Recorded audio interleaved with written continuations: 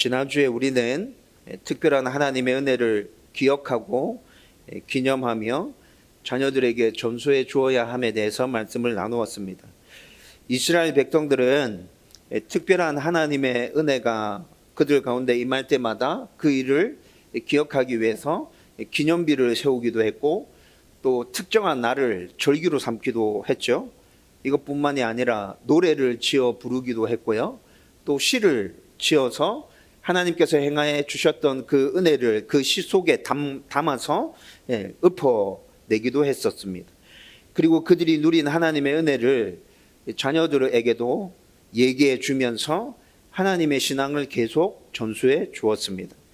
여러분, 이것은 하나님께서 이렇게 하라고 명령하신 일이기도 했고 또 믿음의 위인들의 삶을 쭉 살펴보면 굳이 하나님께서 명령하신 일이 아니라 할지라도 그들 가운데 특별한 하나님의 은혜가 임했다는 것을 깨닫게 된 믿음의 위인들이 자발적으로 행했던 일이기도 합니다. 여러분, 왜 이렇게 하셨을까요? 하나님께서 왜 이런 명령을 하셨고 믿음의 위인들은 또 명령이 아님에도 불구하고 그 하나님의 은혜를 기억하기 위해서 왜 기념비나 특정한 날이나 노래나 시를 지어서 그것들을 부르면서 왜 이런 일들을 지속해서 해야 했죠?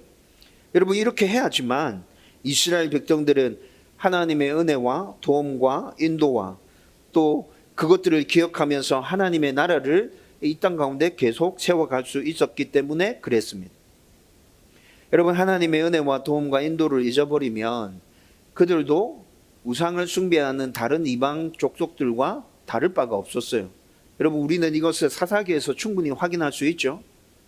그래서 하나님께서 내가 너희들에게 베풀어 준 은혜를 기억하고 나의 백성답게 살라는 의미에서 그것들을 계속 기억하라고 기념하라고 명령하셨던 것입니다. 믿음의 위인들도 이렇게 해야지만 하나님의 사람으로 우리가 이 땅에서 잘 살아갈 수 있다는 것을 알았기 때문에 스스로 자원함으로 그들을 계속 해왔던 것이죠. 그것뿐만이 아니라 또 자녀들에게 이런 이야기들을 계속 들려주면서 자녀들 또한 믿음 가운데, 굳건한 그 믿음 가운데서 하나님의 나라를 계속 세워가고 하나님의 백성답게 살아갈 수 있도록 도와주기 위해서 그 일들을 자녀들에게 이야기해 주기도 했습니다.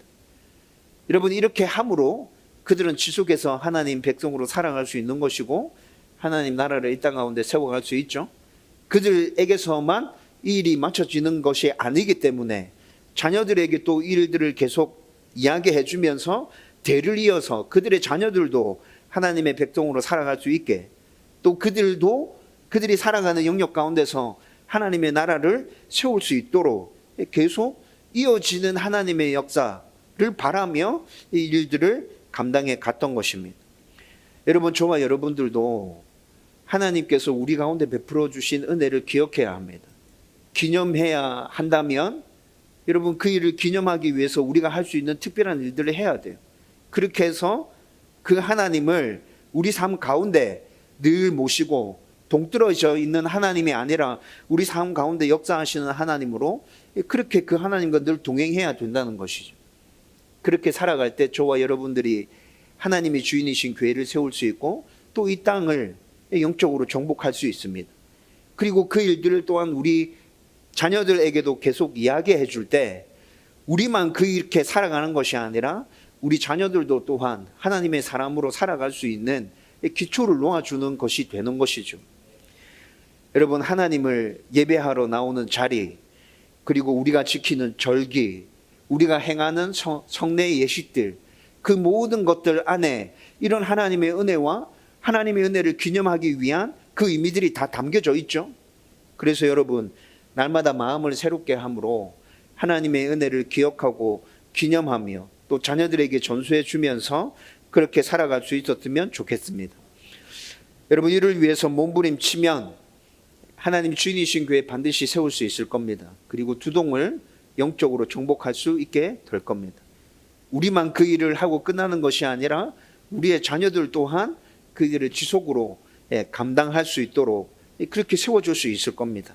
저와 여러분들이 이런 삶을 계속 살아갈 수 있었으면 좋겠습니다. 오늘은 하나님의 주인이신 교회를 세우고 또 두동을 영적으로 정복하는 성도들 개개인에게, 각자에게 하나님이 진짜 바라는 것이 무엇인지에 대해서 한번 살펴보려고 합니다. 여러분, 오늘 말씀을 다 나누고 난 다음에 여러분들의 삶의 방향과 목적이 분명하게 다시 재정립되고 그 목적을 향하여 힘차게 달려갈 수 있었으면 좋겠습니다. 오늘 우리가 읽은 말씀을 간단하게 요약해 드리면, 요단강을 건너기 위해서 하나님께서 여호수아에게 명령하신 것들이 있었습니다. 그 명령을 받은 여호수아가 제사장들과 또 백성들에게 그 명령을 전달해서 말해 주었죠. 그 명령이 어떻게 이루어졌는지에 대해서 오늘 저와 여러분들이 읽은 말씀에서 아주 자세하게 설명해 주고 있었습니다. 여러분, 이를 좀 구체적으로 살펴보면, 먼저 10절에서 11절 말씀을 보면, 언약궤를 맨 제사장들은 백성들보다 먼저 요단강에 발을 담그고 요단강에 섰습니다. 그리고 백성들이 요단강을 다 건너기까지 요단강 가운데 서 있다가 제일 마지막으로 언약궤를 맨 제사장들이 요단강을 건넜다고 그렇게 얘기해 주고 있습니다. 여러분, 그런데 10절 말씀에 보면 이 사건에 대해서 이렇게 얘기해 주면서 10절 말씀에 이렇게 얘기합니다. 여호와께서 여호수아에게 명령하사 백성에게 말하게 하신 일이라고 얘기하면서 제사장들이 요단강에 섰고 요단강이 갈라졌고 백성이 건넜고 그 뒤에 제일 마지막에 제사장들이 건넜더라라고 설명하고 있죠. 여러분, 실제로 이미 우리가 살펴본 3장에서 하나님은 여호수아에게 이렇게 하라고 명령하셨습니다. 그 명령에 대해서 제사장들이 지금 순종해서 이렇게 하고 있는 것이죠. 순종했더니 요단강이 갈라지고 이스라엘 백성들을 건넜고 그 뒤에 제사장들도 마지막에 건너갔더라. 여러분, 이렇게 얘기해 주고 있는 것이죠.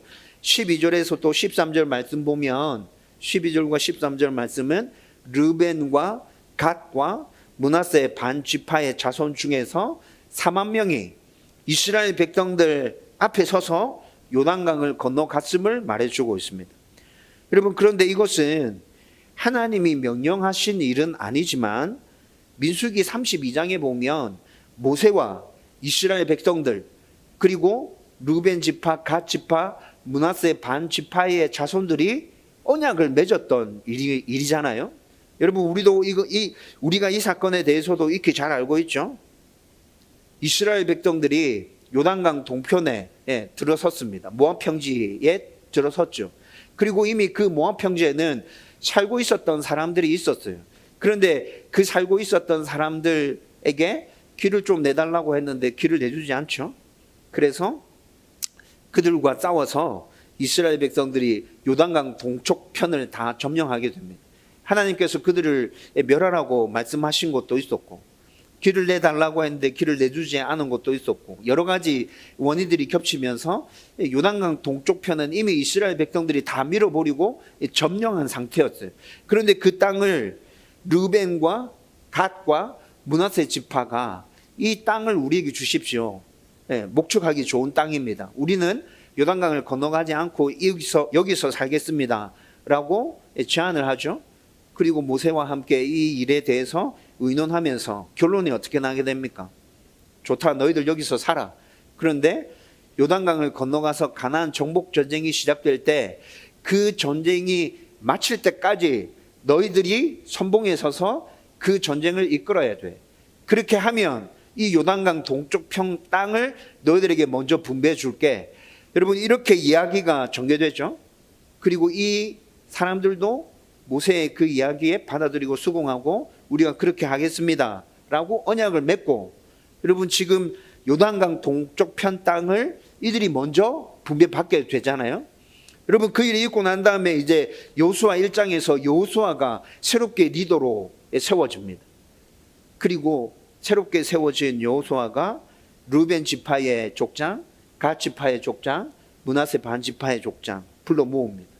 그리고 너희들 모세가 살아있을 때 요단강 동쪽 편 땅을 분배받기 위해서 이런 약속을 체결했지.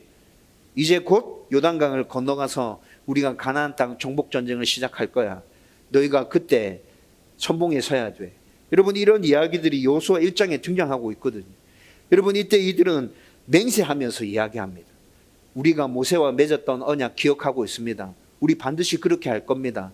이스라엘 백성들보다 항상 우리가 먼저 앞에 서서 선봉에 나서서 전쟁을 치를 것입니다. 여호수아여, 당신은 걱정하지 않아도 됩니다. 담대하십시오. 여러분, 이런 스토리들이 여호수아 1장에 나타나고 있다고요. 여러분, 그 모습이 오늘 본문에서 또 회자되면서 얘기되어집니다. 르벤과 갓과 므낫세 지파가 4만 명 가량이 무장하고 이스라엘 백성들 앞장서서 앞에 서서 요단강을 건넜더라고 얘기해 주고 있죠. 여러분, 이 모습뿐만이 아니라 또 14절 말씀을 보면 14절은 하나님께서 요단강 도하를 통해서 요단강을 건너는 것을 통해서 여호수아를 모세와 같이 굳건한 지도자로, 하나님과 함께하는 지도자로 이스라엘 백성들 앞에 굳게 세우셨다고 말씀하고 있습니다. 여러분, 그런데 이 말씀도 이미 우리가 살펴보았던 3장 7절에서 하나님께서 여호수아에게 말씀해 주셨던 것이죠.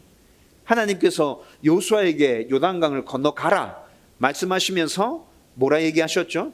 이 일을 통해서 내가 너를 모세와 같이 이스라엘 백성들 눈앞에 크게 만들 거야. 굳게 세울 거야. 하나님께서 이미 말씀해 주셨던 것이에요. 그런데 그 일이 요단강을 건너가는 일들을 통해서 진짜 이루어졌다는 것이죠. 19절에서 22절 말씀을 보면 길갈에 도착했어요. 요단강을 건너서 이스라엘 백성들이 길갈이라는 곳에 도착해서 그곳에 이제 진을 치게 됩니다.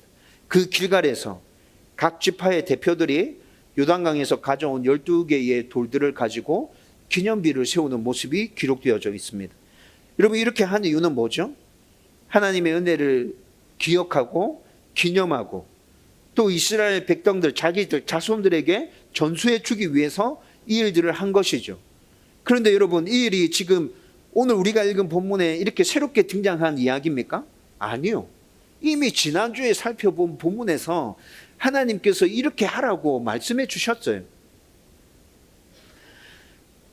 오늘 우리가 살펴보고 있는 본문은 여러분, 이렇게 모두 다 하나님께서 이미 명령하셨던 일인데 그 명령하셨던 일이 구체적으로 어떻게 실현되어졌고 어떤 모습으로 나타났는지에 대해서 더 자세하게 지금 설명해 주고 있는 본문이라는 것이죠.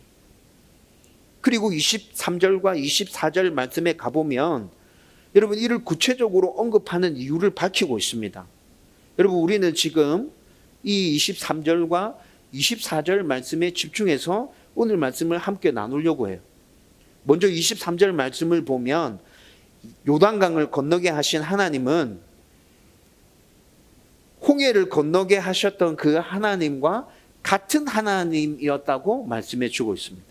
오늘 우리가 읽은 23절 말씀 보면 분명히 뒷부분에 우리를 건너게 하심과 같았나니 이렇게 얘기하고 있죠. 요단강을 건너게 하신 하나님, 홍해를 건너게 하신 하나님, 그 하나님은 같은 하나님이었어. 여러분, 이 같았나니라는 이 말을 히브리 원문으로 살펴보면 홍해를 건너고 요단강을 건넌 것은 하나님의 구원의 역사였다는 것입니다. 구원의 역사에 포커스를 맞추고 하나님은 같은 분이셨다라고 얘기하고 있는 거예요. 여러분, 그래서 두 사건 모두 다 하나님 앞에서 합당하지 않은 옛 사람은 홍해를 건널 때 또 요단강을 건널 때 거기서 죽게 되죠. 의미적으로 죽었단 말입니다. 그리고 하나님의 백성으로 새롭게 태어나는데 이것이 바로 죽음에서 우리를 구원해 주신 하나님, 그 의미를 담고 있다는 거죠. 두 사건 모두 다 이런 의미를 담고 있다는 거예요. 조금 더 구체적으로 얘기해 드릴까요? 여러분, 홍해를 건널 때 이스라엘 백성들은 이 홍해 도하에 어떤 의미가 담겨져 있었던 것이죠? 여러분, 홍해를 건널 때 홍해 아래로 들어갔다가 반대쪽 홍해 위로 반대쪽에서 나오죠. 여러분, 이 의미는 애굽의 노예로 살던 이스라엘 백성들은 이 홍해에서 홍해를 건너는 중에 죽었어. 애굽의 노예였던 이스라엘 백성들은 죽고 홍해 반대쪽에서 다시 나왔을 때 새로운 사람으로 나온 거야 라는 의미를 담고 있어요. 영적인 의미를 담아서 얘기해 드리면 죄 가운데서 사단의 노예로 살아가고 있던 이스라엘 백성들은 홍해를 건너는 가운데, 여러분 홍해를 건널 때는 물속으로 들어가는 거죠. 물론 하나님께서 홍해를 갈라놓으셔서 물속으로 들어갔지만 마른 땅을 건너잖아요. 그런데 여러분 바깥에서 보고 있는 사람들은 물속으로 쑥 들어갔다가 한참 있다가 다시 바깥으로 나오는 거잖아요. 여러분 물속에 빠져서 잠기면 어떻게 되는 거예요? 죽는 거죠. 여러분 이런 의미가 담겨져 있는 거예요. 애굽의 노예였던 이스라엘 백성들이 홍해 안에 들어갔을 때 죽었다. 너희들은 끝난 거야. 노예 이스라엘은 끝났어. 다시 반대쪽에서 나왔을 때 하나님의 백성인 이스라엘이 살아서 나온 거예요. 사단에게 사로잡혀서 죄의 종노릇하는 노예가 되어져 있는 이스라엘 백성들은 홍해를 건너면서 죽었어요. 그리고 반대쪽에서 죄의 노예가 아닌 하나님의 자녀인 이스라엘 백성들이 다시 살아서 나온 거예요. 여러분 홍해 도화는 이런 의미를 담고 있는 것이죠. 요단강 도화는 어떤 의미를 담고 있어요? 요단강 도화는 여러분 하나님의 자녀로 새롭게 태어난 이스라엘 백성들이 광야에서 40년 동안 살아갑니다. 그런데 광야에서 40년 동안 살아갈 때 온전한 하나님의 백성의 모습이 그들 가운데서 드러납니까? 계속해서 불순종하고 하나님께 죄를 짓고 자기들의 자아가 살아있는 모습이 그대로 계속해서 나타나죠. 그 자아가 살아있는 하나님의 백성임에도 불구하고 자아가 살아있는, 그래서 하나님께 제대로 순종하지 못하는 그 이스라엘 백성들이 홍해가 아니고 요단강을 건너면서 살아있는 자아가 죽게 되는 거예요. 하나님의 백성으로 거듭났지만 여전히 자아가 살아있어서 온전한 하나님의 백성답게 살아가지 못한 이스라엘 백성들이 요단강을 건너는 동안에 요단강 밑으로 쭉 들어가죠. 거기서 우리의 자아는 죽게 되는 거예요. 이스라엘 백성들이 살아있는 자아는 죽게 되는 거예요. 죽었고 다시 요단강 반대편에 나올 때 온전한 하나님의 백성의 모습으로, 그렇게 새로운 모습으로 나왔다는 것이죠. 여러분 홍해 도화와 요단강 도화에서 우리 옛사람은 두 사건 모두 다 죽었지만 그 옛사람의 모습은 이렇게 좀 달라요. 하나는 죄의 노예, 하나는 하나님의 자녀이지만 우리의 자아가 살아있는 그 옛 모습, 이 사람들이 다 죽었다는 거죠. 그런데 이 두 사건 모두 다 우리의 옛 모습에 사람은 조금씩 다르지만, 그렇지만 동일한 선상에서 하나님께서 우리를 온전하게 구원해 주시기 위한 그 하나님의 구속 역사가 진행되는 동안에 이 모든 사건들이 일어났다는 거예요. 여러분 그래서 오늘 23장 뒷부분에 가탄나니라는 단어가 쓰여졌는데 이 단어 안에 구체적으로 담겨져 있는 의미는 우리를 구원해 주시기 위한 하나님의 그 구원이 홍해 도화 때도 같았고 요단강 도화 때도 같았다는 거예요. 여러분 이것뿐만이 아니라 또 이 두 사건 모두는 후손들에게 전수해 주고 후손들이 기억하게 하라고 말씀해 주고 있어요. 여러분 이것도 같았다고 얘기하는 거예요. 여러분 후손들에게 이 이야기를, 이 사건들을 전수해 준다는 것은 어떤 의미가 있는 거죠? 하나님이 우리에게 베풀어 주신 은혜를 그들에게 얘기해 주는 거예요. 그렇죠? 하나님이 우리를 사랑해 주신 그 사랑의 이야기를 자녀들에게 이야기해 주는 거예요. 하나님의 은혜, 하나님의 사랑, 하나님의 긍휼, 하나님의 자비하심, 이것도 홍해를 건널 때, 요단강을 건널 때 모두 다 똑같았어. 니네들은 그걸 자녀들에게 얘기해 줘야 돼. 여러분 이런 의미도 이 사건 안에, 두 사건 안에 다 담겨져 있다는 것이죠. 마지막으로 이것뿐만 아니라 홍해를 건널 때 모세의 지도력과 여호수아의 지도력이 같았다는 의미도 이 가탄나니라는 단어 안에 담겨져 있습니다. 여러분 모세의 지도력과 여호수아의 지도력이 같았다는 의미는 어떤 의미죠? 하나님의 인도하심과 보호하심, 하나님의 다스림과 통치하심이 그때도 똑같았고 지금도 똑같다는 것입니다. 모세 때만 나타났던 게 아니에요. 여호수아 때도 똑같이 나타났다는 거예요. 여러분 이런 세 가지 의미를 주된 의미로 담아서 오늘 본문의 23절 뒷부분에 가탄나니라는 단어의 의미를 사용하고 있는 거예요. 홍해를 건너게 하신 하나님, 요단강을 건너게 하신 하나님, 이 하나님은 다른 하나님이 아니야. 같은 하나님이에요. 이스라엘 백성들은 이 한 하나님의 사랑과 은혜와 구원과 인도하심, 보호하심, 그리고 그들을 도우심, 이런 모든 것들을 경험하면서 지금 40년이 넘는 세월 동안 광야를 건너온 것이에요. 여러분, 성경에서 말씀하는 하나님은 한결같이 다 이런 분이죠. 하나님은 이런 분이에요. 여러분, 이것이 바로 하나님과 인간의 본질적인 차이입니다. 아무리 인격이 뛰어나고 실력이 좋고 사람들에게 존경받는 훌륭한 사람이라 하더라도 세월이 흘러가면 어떻게 돼요? 바뀌고 변합니다. 안 바뀌더라도 세월이 흘러가면 그 사람 어떻게 돼요? 죽죠. 죽으면 이 세상에서 사라지고 끝나는 거잖아요. 사람은 그렇습니다. 사람은 변합니다. 사랑도 변합니다. 그러나 하나님은 그렇지 않습니다. 하나님은 절대 변하지 않습니다. 어제나 오늘이나 내일이나 신실하시며 한결같으신 하나님, 변함이 없으신 하나님. 그래서 우리가 그 하나님을 의지하고 신뢰할 수 있는 것이죠. 여러분, 하나님이 변한다, 하나님이 신실하지 못하다, 한결같지 않다, 여러분, 우리가 그 하나님을 어떻게 믿을 수 있죠? 그 하나님 믿을 수 없죠. 그래서 야고보서 1장 17절 말씀에 보면 하나님은 변하지 않고 회전하는 그림자도 없다고 말씀하고 있습니다. 그런데 우리는 가끔 하나님의 신실함과 한결같음을 의심하고 그분을 멀리하기도 합니다.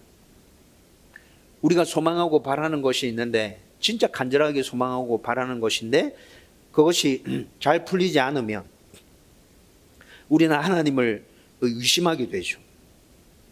지금 이 타이밍에 하나님의 인도하심과 보호하심이 반드시 나타나야 돼. 하나님께서 나를 구원해 주셔야 돼. 여러분, 이렇게 소원하면서 하나님께 부르짖죠. 그런데 그렇게 안 해주실 때 정말 많아요. 여러분, 그러면 우리는 하나님을 원망하게 됩니다. 아, 하나님 안 계시구나.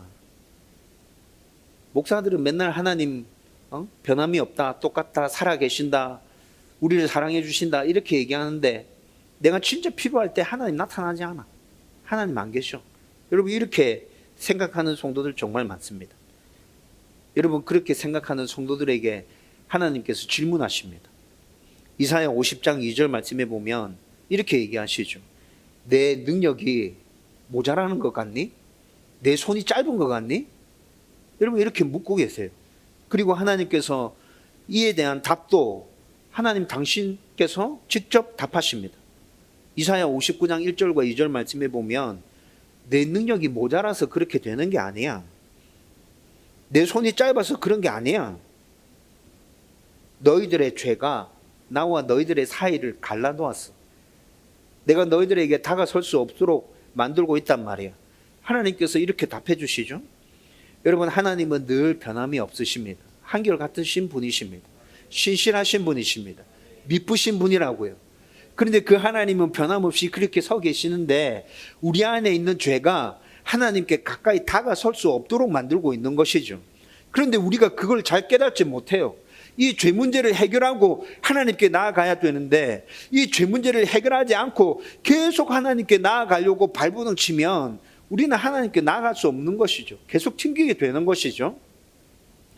그리고 이것뿐만이 아니라 죄 문제뿐만이 아니라 또 말씀과 기도를 붙들고 하나님과 동행하기 위해서 우리가 합당하게 해야 될 노력들이 있단 말이에요.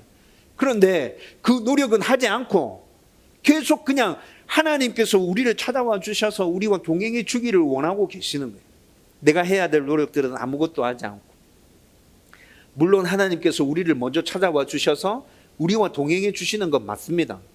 그런데 하나님께서 그렇게 우리를 찾아와 주셨을 때 하나님이 나의 가운데 찾아와 주셨구나 라는 걸 느껴야 되잖아요. 깨달아야 되잖아요.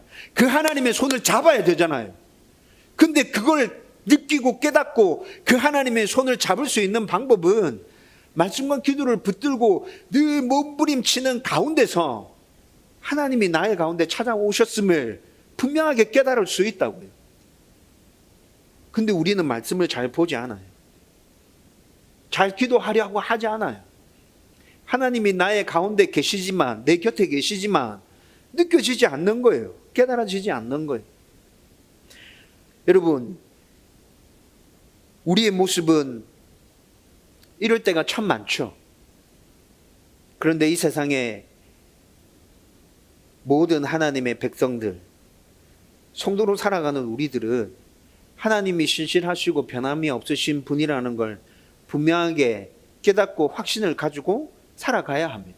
모든 삶 속에서 그 하나님을 깊이 경험하면서 넓게 그 하나님을 알아가야 한다는 거예요.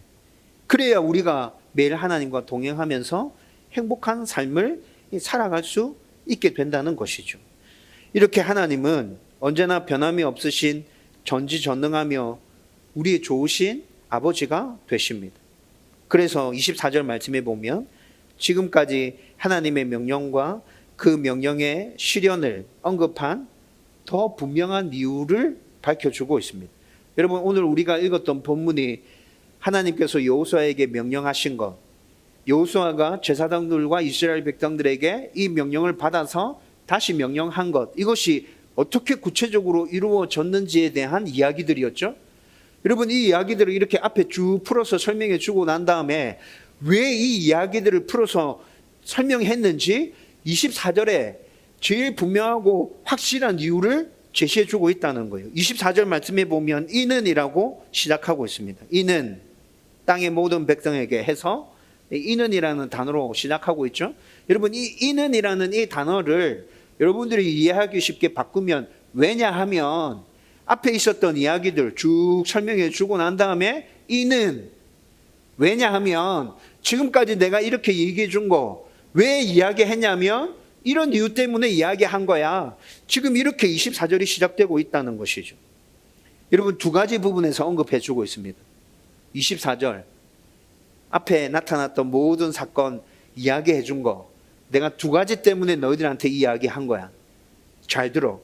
여러분, 이렇게 시작하고 있다는 거죠. 첫 번째는 하나님의 능력이 얼마나 강한지 알려주기 위해서 내가 앞에 이야기를 다 너희들한테 다시 설명한 거예요.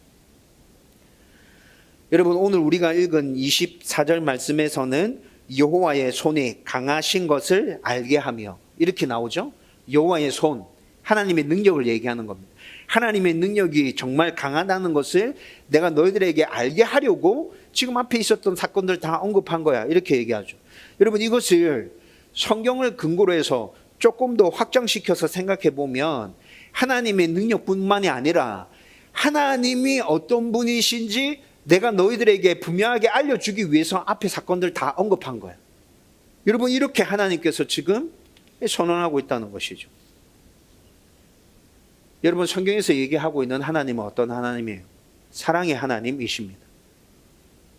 긍휼이 무한하신 하나님이십니다. 인자와 자비가 풍성하신 하나님이죠. 그 하나님을 우리에게 분명하게 알려주시기 위해서 앞에 사건들을 다 언급하고 있다는 겁니다. 하나님은 우리를 인도해 주시고 보호해 주시는 분이십니다. 우리가 힘들고 어려울 때 우리에게 도움을 허락해 주시는 분이십니다. 우리가 필요한 모든 부분에 있어서 항상 거저 은혜로 그 모든 것들을 허락해 주시는 하나님이 되신다고요. 그 하나님을 알려주시기 위해서 내가 앞에 있었던 모든 사건들 다 언급한 거예요. 이것뿐만이 아니죠. 하나님은 전지전능하신 분이십니다.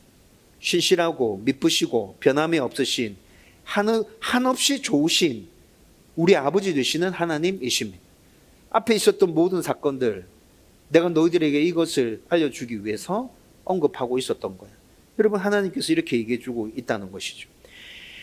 이 하나님을 깊고 넓게 알아야 우리는 하나님을 온전히 의지하고 행복하게 그분과 동행할 수 있습니다.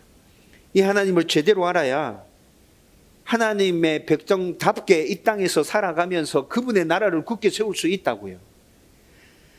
24절에서 사용된 알다라는 단어가 있습니다.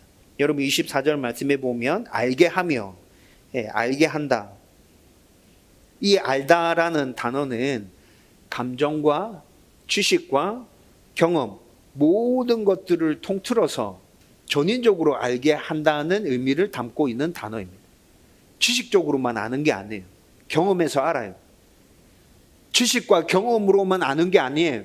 감정적으로 그분을 알아요. 여러분, 이렇게 전인격적으로 통합해서 내가 누구인지 너희들에게 분명히 알게 하려고 이 모든 일들에 대해서 설명했던 거야. 여러분, 이렇게 얘기해 주고 있다는 것이죠. 여러분, 오늘 이 사건들을 통해서 이스라엘 백성들은 하나님을 조금 더 넓고 깊게 알았을 거예요. 아, 하나님 우리를 사랑하시구나. 40년 전에 홍해를 건널 때 우리의 조상들을 사랑했던 그 하나님, 우리의 조상들을 인도해 주시고 보호해 주셨던 그 하나님이 지금 역사하고 있는 하나님과 똑같은 하나님이라고? 그분이 우리를 사랑하는구나. 우리 조상들을 사랑했던 것처럼 우리도 사랑하고 있구나. 우리를 인도해 주고 계시구나. 우리를 보호해 주고 계시구나. 여러분, 그것들을 조금 더 알게 되었을 것이라고요. 여러분, 이 사실을 알게 된 이스라엘 백성들이 요단강을 건너갔어요. 이 사실을 기억하고 있어요. 여러분, 그러면서 그 가나안 땅을 정복하기 위한 일들을 진행해 가겠죠. 여러분, 그들에게 더욱더 담대함이 생겼을 거예요. 더욱 확신이 생기고 용기가 생겼을 거예요. 이 하나님을 의지하면서 그렇게 한 걸음 한 걸음 내디디면서 가나안을 정복할 수 있었을 것이라고요. 하나님의 일을 행하려고 하는 모든 백성들은 이렇게 하나님이 어떤 분이신지 알아야 합니다. 그분을 우리 삶 가운데서 깊이 경험하고 우리의 지식으로, 우리의 감정으로, 우리의 모든 삶에서의 경험을 통해서 그분을 인지하고 알아갈 때 우리 앞에 놓여져 있는 모든 일들을 담대함으로 하나님의 방법으로 헤쳐가고 그 일들을 이루어 갈 수 있다는 것이죠. 여러분, 우리가 두동을 영적으로 정복하는 일도 마찬가지입니다. 저와 여러분들이 하나님을 좀 더 깊이 알고 넓게 알면 두동을 영적으로 정복하는 이 일들이 훨씬 수월하고 빨리 진행될 수 있을 거예요. 하나님을 제대로 알고 그분을 의지해서 순종하면서 두동을 영적으로 정복할 수 있기를 바랍니다. 그 가운데 하나님께서 우리 가운데 주시는 은혜와 용기들, 담대함들, 평안들, 기쁨들 넘쳐나게 될 겁니다. 그리고 두 번째로 오늘 말씀에서 왜 지금까지 이야기를 했는지 밝혀주는 이유는 모든 성도가 하나님을 경외하도록 하기 위해서입니다. 여러분, 성경에서 말씀하는 하나님을 제대로 알면, 성경에서 말씀하는 하나님을 여러분들이 제대로 알면 그분을 경외하는 것은 아주 자연스럽게 따라오는 일입니다. 여러분, 경외에 대해서는 제가 자주 언급했습니다. 경외라는 말이 어떤 의미를 담고 있는 것이죠? 하나님을 진심으로 사랑하고 진심으로 존경해서 그분을 두려워하는 게 경외입니다. 공포와는 다르다고 말씀드렸죠? 여러분, 우리가 진짜 존경하고 진짜 닮고 싶고 너무너무 훌륭한 인격을 가진 사람 누군가를 존경하고 사모한다고 생각해 보십시오. 그 사람이 나의 앞에 나타나서 악수 한번 하자고 손 한번 내밀 때 우리 두 다리가 후들후들 거리면서 힘 빠질 거예요. 여러분, 그런 비슷한 게 경외라는 거예요. 혹시 내가 이 사람한테 누를 끼치는 것 아닌가? 이 사람의 이 명성과 이 사람의 이 엄청남에 대해서 내가 혹시라도 손상을 입히는 게 아닌가라는 그 의미 때문에 선뜻 다가갈 수 없는, 여러분, 성경은 계속해서 하나님을 경외하라고 얘기하고 있습니다. 하나님을 경외하는 성도는 그분의 영광을 자연스럽게 드러내기 위해서 또 노력하게 되겠죠. 하나님을 진짜 사랑하고 존경하고 있어요. 그런데 하나님의 영광을 드러내기 위해서 아무런 노력을 하지 않는다. 여러분, 이것이 논리적으로 성립하는 이야기입니까? 하나님을 경외하는 사람은 당연히 자기가 할 수 있는 최선의 것을 다 동원해서 그분의 영광을 드러내려고 할 거예요. 여러분, 성경은 이렇게 성도가 하나님의 영광을 드러내려고 하는 것을 성도의 마땅한 소명이라고 얘기하고 있죠. 성도의 마땅한 소명은 뭐예요? 하나님을 경외하면서 어디에서 무엇을 하며 누구와 살든지 간에 그분의 영광을 드러내기 위해서 발버둥 치면서 살아가는 거. 이게 성도의 소명이야. 너희들 그렇게 살라고 내가 구원하고 난 이후에도 너희들 이 땅에 살게 하고 있는 거야. 분명히 소명에 대해서 하나님께서 이렇게 밝혀주고 있습니다. 여러분, 이 소명을 제대로 이루기 위해서는 첫 번째 우리가 해야 될 일, 하나님을 바르게 알아가야 된다는 거예요. 여러분 24절의 본문에서 첫 번째로 얘기하고 있는 거 앞에 설명해 드렸죠. 하나님을 분명하게 알아야 돼요. 깊이 경험해야 돼요. 그러면 방금 언급해 드렸던 것처럼 우리는 하나님을 경외하게 될 겁니다. 하나님을 제대로 알면 하나님을 경외하는 마음이 자연스럽게 생기게 될 거예요. 그렇게 하나님을 경외하는 마음이 자연스럽게 생겨나면 우리의 모든 것들을 다 동원해서 하나님의 영광을 드러내기 위해서 우리 삶 가운데 발버둥 치면서 살아가게 될 겁니다. 여러분들이 어떤 일을 하면서 살아가든지 상관없습니다. 어디에서 살아가든지 상관없습니다. 누구와 만나서 어떤 일을 하며 살아가든지 그건 중요하지 않아요. 근데 내가 하는 모든 일들, 내가 살아가는 모든 공간 속에서 나는 하나님이 정말 좋으신 분이라는 걸 드러내면서 살아야겠다.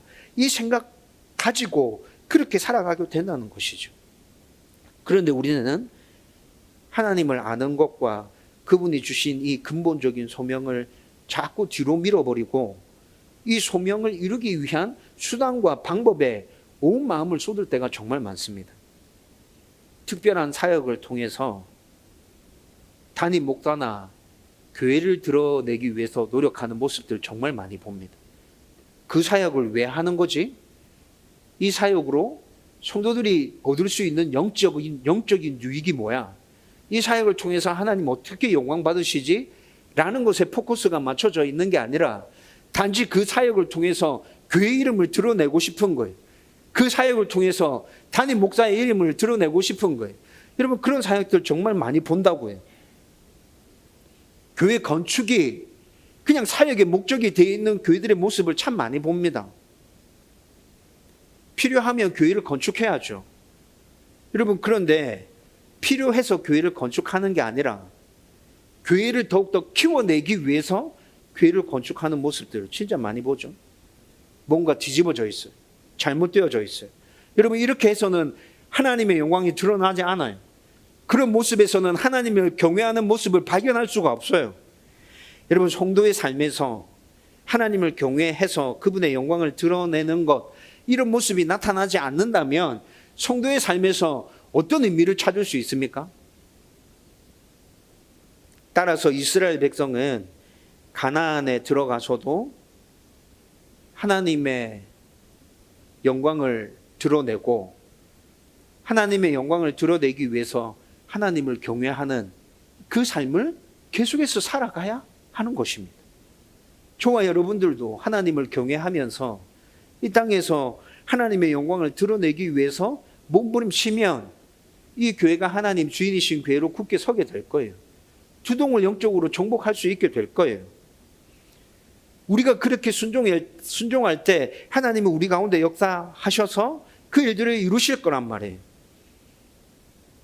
저와 여러분들이 이런 모습으로 하나님을 경외하면서 그분의 영광을 온전히 드러내기 위해서 몸부림치면서 살아갈 수 있기를 주님의 이름으로 축원드립니다. 여러분 이제 말씀을 정리하려고 합니다. 여러분 하나님 주인이신 교회를 세우자. 그런 교회를 세우기 위해서는 저와 여러분들이 분명한 신앙 고백이 있어야 된다. 그리고 하나님 주인이신 교회는 말씀에 따라서 세워가야 된다. 제가 굉장히 자주 여러분들에게 하고 있는 이야기입니다. 여러분 이렇게 하나님 주인이신 교회 세워가려고 하는 이유는 뭐죠? 저와 여러분들이 왜 이 목적을 두고 몸부림치고 있는 것입니까? 오늘 말씀에 근거해 보면 여러분 이 일을 통해서 우리는 하나님을 알아가기 위해서 그렇게 하고 있는 것입니다. 저와 여러분들이 하나님 주인이신 교회를 세우기 위해서 분명한 신앙 고백과 말씀을 붙들고 몸부림쳐 가면 우리는 먼저 하나님이 어떤 분이신지 알게 될 겁니다. 하나님의 사랑, 하나님의 은혜, 하나님의 긍휼, 전지전능하심, 하나님의 인도와 보호, 하나님의 다스림과 통치, 이걸 먼저 우리가 경험하게 되고 알게 될 것이라고. 그리고 그 경험들을 바탕에 깔고 이 교회가 하나님 주인이신 교회로 서가는 모습들을 우리의 눈으로 보게 될 겁니다. 여러분 여호수아 말씀을 함께 나눌 때 두동을 영적으로 정복하자는 목적을 가지고 이 말씀을 나눈다 말씀드렸죠. 여러분 두동을 영적으로 정복하기 위해서 발버둥 치면 어떤 일이 먼저 일어날까요? 하나님을 알아가는 일들이 우리 가운데서 먼저 일어나게 됩니다. 제대로 말씀을 붙들고 몸부림치기 시작하면 두동이 영적으로 정복되어지는 그 일들보다 우리가 하나님을 알아가는 그 일이 먼저 우리 안에서 일어나게 된다고요. 하나님을 경외하는 마음이 우리 안에 먼저 생겨나게 된다고요. 그 마음을 바탕에 깔고 하나님의 영광을 드러내기 위해서 여러분들이 어디에서 살아가든지 각자의 삶에서 몸부림치는 모습이 먼저 드러나게 된다고요. 그 일들이 일어나면서 이 두동이 영적으로 정복되어지게 될 겁니다. 여러분, 오늘 하나님께서 얘기하는 건 이거예요. 니네들이 무슨 일을 하든지 첫 번째는 그 일들을 하면서 나를 좀 제대로 알아갔으면 좋겠어. 그리고 나를 경외했으면 좋겠어. 그리고 나의 영광을 드러내면서 살았으면 좋겠어. 그렇게 하다 보면 이 교회는 내가 주인의 교회로 세워지게 될 거야. 이 땅은 내가 다스리고 통치하는 나의 나라로 굳게 세워지게 될 거야. 여러분, 하나님께서는 지금 오늘 말씀을 통해서 이 이야기를 우리 가운데 하고 계시는 거예요. 우리 교회의 겉모습이 커지면 좋겠어요? 여러분보다 제가 제일 바라는 거일 거예요. 교회가 겉으로 커지면 좋겠다. 성도들이 많아지면 좋겠다. 여러분, 그런데 그건 두 번째, 세 번째 일입니다. 두 번째, 세 번째 일. 첫 번째 뭐라고요? 하나님이 주인이신 교회를 세워가기 위해서 발부둥 칠 때 우리는 하나님을 먼저 알아가는 것이 첫 번째 우리 가운데 있어야 될 일입니다. 그 하나님을 경외하는 것, 그 하나님을 온전하게 드러내는 것, 이것이 우리 가운데 먼저 있어야 되는 일이라고요. 그 일들을 소망하면서 열심히 달려가다 보면 교회가 자연스럽게 커져갈 겁니다. 두동을 영적으로 정복할 수 있게 될 겁니다. 여러분들이 살아가는 모든 삶의 현장 가운데서 하나님의 나라를 굳게 세우게 될 겁니다. 우리의 그런 모습을 통하여 하나님 더욱더 영광 받으시겠죠? 저와 여러분들이 이런 모습으로 이 땅에서 살아갈 수 있기를 주님의 이름으로 축원드립니다.